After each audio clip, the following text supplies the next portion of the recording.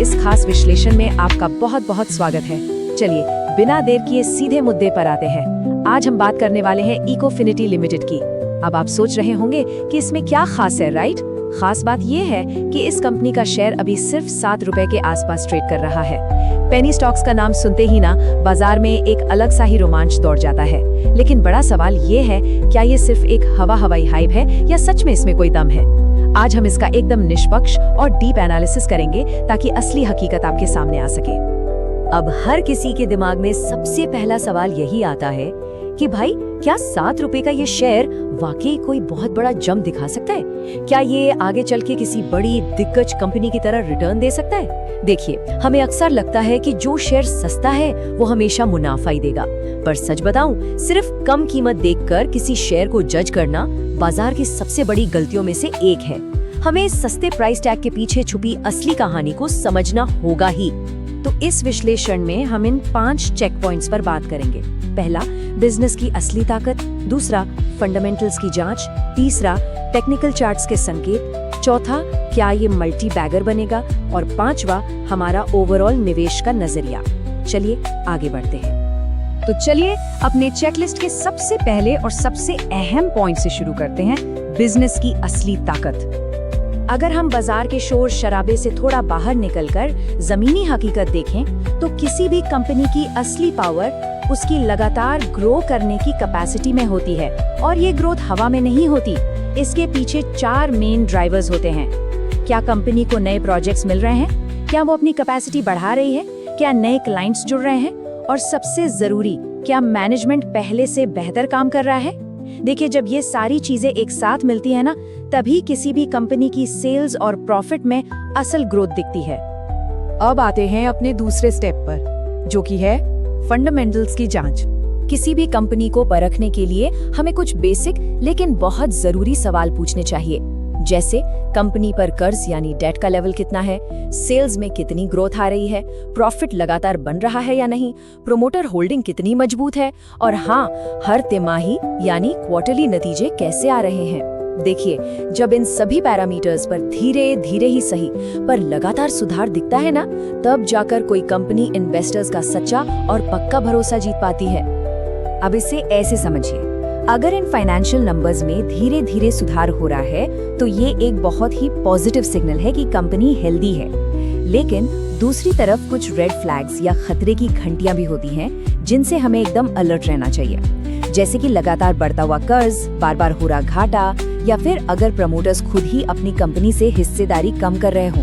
अगर ये red flags दिखें, तो समझ लीजिए कि 7 रुपए का शेयर भी आपको बहुत भारी पड़ सकता है। चलिए अब अपना फोकस नंबर्स से हटाकर चार्ट्स की तरफ ले चलते हैं। हमारा तीसरा पॉइंट है टेक्निकल चार्ट से मिलने वाले संकेत। टेक्निकल चार्ट्स पर कुछ ऐसे खास पैटर्न्स होते हैं जो साफ साफ बताते हैं कि बाजार में खरीदार इस शेयर में दिलचस्पी ले रहे हैं या नहीं। अगर कोई शेयर चार्ट पर लगातार हायर हाईज और हायर लोज बना रहा है, तो बॉस ये एक बहुत ही स्ट्रॉन्ग अप ट्रेंड का इशारा है। इसके साथ ही अगर शेयर अपने इंपॉर्टेंट मूविंग एवरेजेस के ऊपर ट्रेड कर रहा है और इसका ट्रेडिंग वॉल्यूम भी लगातार बढ़ रहा है, तो इन सबको बहुत ही जबरदस्त पॉजिटिव टेक्निकल सिग्नल माना जाता है। लेकिन हाँ, एक बात का हमेशा ध्यान रखें, सिर्फ शुरुआती संकेतों को देखकर एक्साइटेड होना और जल्दबाजी में कोई भी कदम उठाना बिल्कुल सही नहीं है। बिना किसी सॉलिड कंफर्मेशन के नतीजे पर पहुंचना बहुत रिस्की हो सकता है।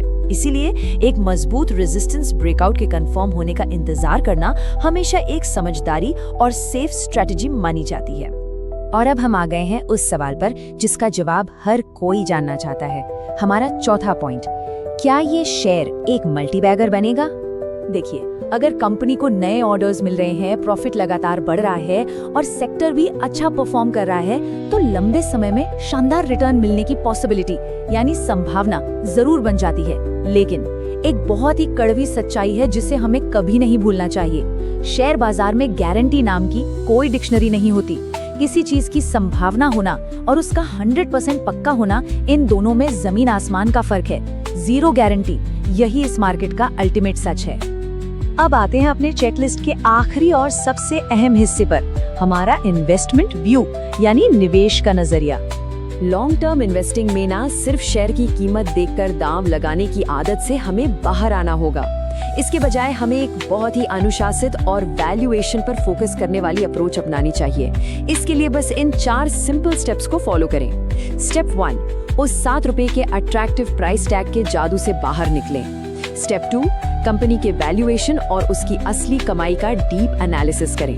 स्टेप 3, मैनेजमेंट की क्वालिटी और कंपनी के कैश फ्लो को अच्छे से समझें। और लास्ट में स्टेप 4, कंपनी पर कितना कर्ज है और बिजनेस की ओवरऑल क्वालिटी कैसी है, इसकी जांच करें। बस यही सबसे सही और प्रोफेशनल तरीका है।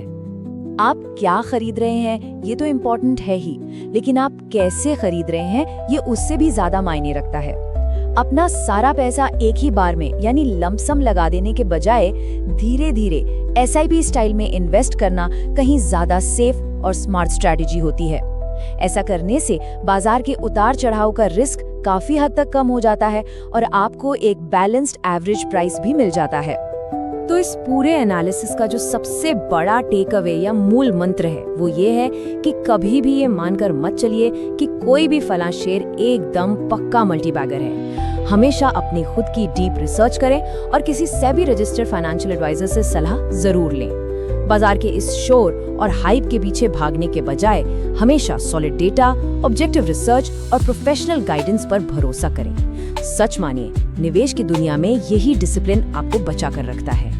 तो फाइनली सोचने वाली बात ये है कि क्या किसी कंपनी में इन्वेस्ट करने के लिए सिर्फ उसका सस्ता होना काफी है? इस पूरे डिटेल एनालिसिस के बाद आपका जवाब एक बहुत बड़ा ना होना चाहिए।